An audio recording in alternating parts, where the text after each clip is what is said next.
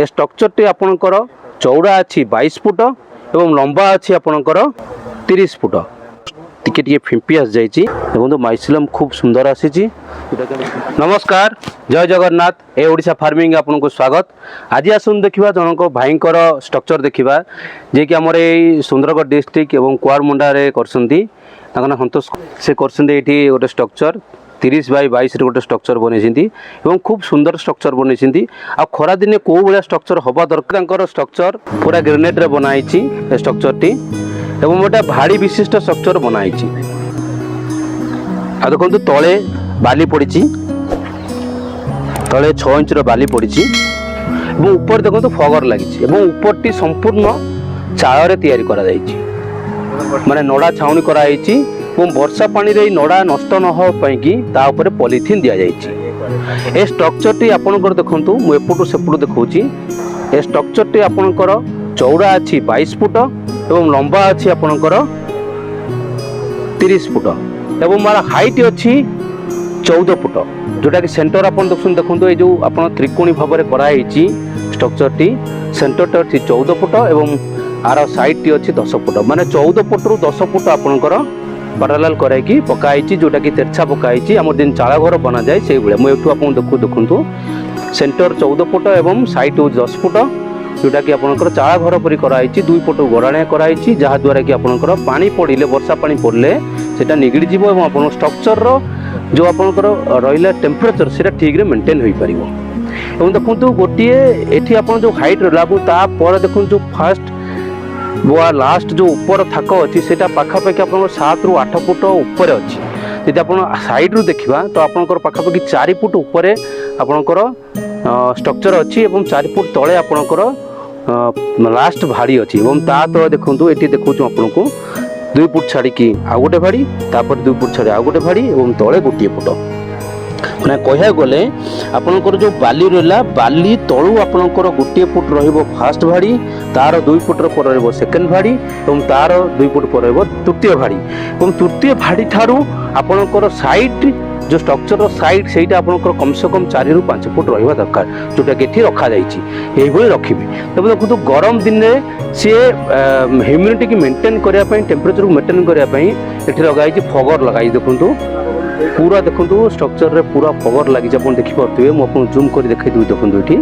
ये देखो फगर लगी फगर द्वारा से कौन करेंगे ह्यूमिडिटी और टेम्परेचर को मेंटेन करेंगे जहाद्वारा कि प्रोडक्शन कौन प्रकार हैम्परिंग हेनी प्रोडक्शन कमिब ना। से जस्ट ए बेड पके आरंभ कर जोटा कि आप देखिपे ये देखो से जस्ट ए बेड पके आरंभ कर पाखक जाऊँगी देखो ये जस्ट बेड पके आरंभ यहाँ प्रथम दिन पड़ता आप देखिपे जस्ट टिके फिंपी आस जाइए। यहाँ से 14 तारीख दिन बेड पकई काली बेड को खोलिक से पवन देवे और ये बेड पकड़ा शैली देखूँ प्रथम गोटे बेड पड़गला गोटे जरी घोड़ा हो बंधा देखते मझे मझे बंधा यहाँ हूँ कौन आपंकर फुल बेड को रैंपिंग कराई देखो देखो तले देखुँ आपको पूरा फुल बेड रैपिंग कराई जो पानी आसो तले ही रहा द्वारा कौन हम ना आपंकर जो बेड जो टेम्परेचर और ह्यूमिडिटी ठीक रहा बेड आपंकर जल्दी सुखीबनी। देखो देखा मुझे ऊपर पटर आप देखा स्ट्रक्चर टी कौ भाई कराई देखो ऊपर तल रहा आपंकर नड़ा और आर ऊपर रहा आपंकर पॉलिथीन जहाद्वारा कि नड़ा आपंकर किसी खराब हेनी जदि भी वर्षा पानी पड़े तो पॉलिथीन ऊपर पड़ी तलू पलि आसो। देखो खुंट ठारू आपंकर 3 फुट बाहर आपंकर पॉलिथीन अच्छी जोटा कि आपंकर पानी यदि पड़े तो से खुंट पाखे न पड़ी तले गड़ीज जोटा कि आपंकर स्ट्रक्चर अधिक दिन लास्टिंग कर देखिपे देखो पूरा आपंकर पॉलिथीन द्वारा स्ट्रक्चर को पूरा गोड़ा जाइए पॉलिथीन ऊपर कौन कराई ना आड़े और लंबरे बाउंश पकाई जोटा कि पॉलिथीन आपको पवन द्वारा न उड़ीज से भाई मत व्यवस्था कराई जोटा खूब सुंदर लगुचे स्ट्रक्चर टी आप यही स्ट्रक्चर बनइबे तो निश्चिंत आपंकर भल प्रोडक्शन आसीबो। देखो ये जो स्ट्रक्चर मुझे कहि जो भाड़ी बनी से भाड़ी बाउंश को देखो आपंकर कौन कराई ना चून मराई देखो पूरा चूर्ण मराई यहाँ को आपणकर ये डिस्टेंस रहा डिस्टेंस आप 10 इंच रु गोटे फुट रखाई जोटा कि आपणकर ये खरा दिन 1.5 फुट आम नड़ा काटू तेणु जब आम गोटे फुट रखा भितर रखा तो आमर बेडटी खूब सुंदर रुंदर प्रोडक्शन आसो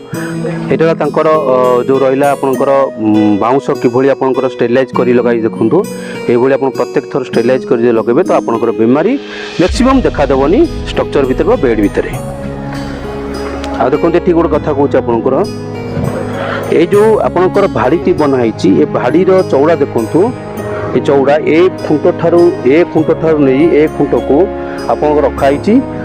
पाखापाखि 2.5 फुट एवं ये रास्ता जो अच्छी रास्ता रखाई आपंकर 3 फुट जो कि कराए गोटे स्ट्रक्चर कराए से भाई स्ट्रक्चर बना जाइए यहाँ आपंकर स्ट्रक्चर विषय में आपको कहली और चारिपट देखो ग्रीनेट और जूट अखा दि जाइए जोटा कि आप ह्यूमिडिटी मेंटेन करने कि जूट अखा दि जाइए एवं ता पछपटे अच्छे आपंकर ग्रेनेट और साइड्रे लाइट आसापी टी आप नड़ा दि जाइए और साइड भल लाइट आसूँ स्ट्रक्चर भितर देखो एवं केते लाइट अच्छी जोटा कि आप लाइट दरकार जी आप पाछुपाई से लाइट रखाई एवं आसुन देखा टांकी ये हूँ टांकी जोटा कि से टांकी टी बनई से एकाथरक माने गोटे थर से 20 बेड कि नड़ा भिजाती 20 रु 30 के 20 पकाती के 30 पकाती तो 30 बेड कि नड़ा भिजाती एवं तांकर ये टांकी हूँ 4000 लिटर टांकी जोटा कि 4000 लिटर पानी आप धरब माने भिजाई कि एमती देखा 7000 रु 8000 पानी धरब कि नड़ा भिजाई 4000 लिटर पानी धरब तो ये 4000 लिटर पानी कि आप 40टा बेड पकई पारे से 30 रु केवल 20 पकाती के 30 बेड कि नड़ा भिजाती। नमस्कार मो ना है संतोष माझी कुआरमुंडा रोचे आ ब्लॉक है कुआरमुंडा डिस्ट्रिक्ट सुंदरगढ़। मु प्रथमे पाठ पढ़ा सरला परे मु +2 पाठ पढ़ा सरला परे मु एमती घरे रहउतली आ काम पई मु एपटे सपटे खोजुतली मते किछि रास्ता मिललानी एते पे मु बाहर को काम जाइतली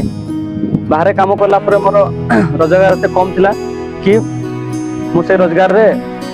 मु घर भी सपोर्ट करि पारनथली कि मते भी हेई न पारथला तार जगो मु बाहर मु आसली गाँ को गाँव रे आसला परे हमर कुआरमुंडा पंचायत रे ब्लॉक रे एटी सांग माने छतु चाष करथिले तो तांकोटु जेई कि देखिला परे मु इच्छा कली चाष करबा पे आ मु छतु चाष स्टार्टिंग कली मु आसी कि गोटे फार्म तयारी कली जहाँ शिखाइला से विषय रे आ मु 1,00,000 रु 1,20,000 टका खर्च करके गोटे फार्म तयारी कली से फार्म रे मोर तले बाली दिया है आ ऊपरे फगर सिस्टम टेम्परेचर कंट्रोल कर दिया है ता संगे मु भल करके चाष कर पारुछि चाष करला पर आज मु